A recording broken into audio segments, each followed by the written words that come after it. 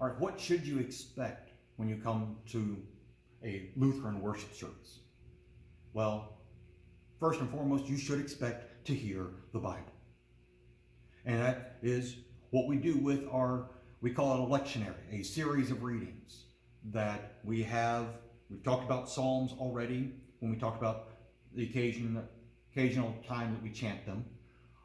But we also have a reading from the Old Testament, one of the epistles, and one of the Gospels. And we have a 3-year cycle where 1 year is primarily Matthew, 1 year is primarily Mark, 1 year is primarily Luke. And you ask about the Gospel of John, well, he comes in the year of Mark because Mark's a lot shorter than the rest of them. So you have these 3 readings that we have each week to bring us multiple different aspects of what it is that we are discussing that Sunday. During the festival half of the year, between the first Sunday in Advent and Pentecost, they're all linked together to give us different viewpoints, different facets of the jewel that is the gospel reading.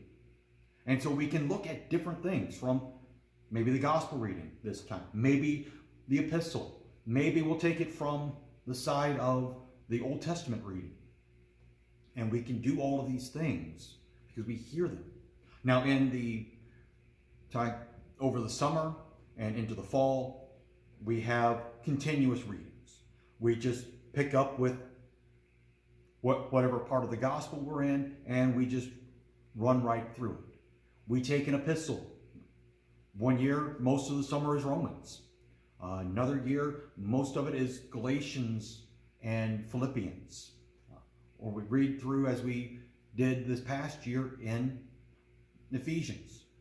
We have all these things so we can not only get a sense of where we're going and what it is, but also have a continuity of having that whole thing there in front of us over the course of several weeks.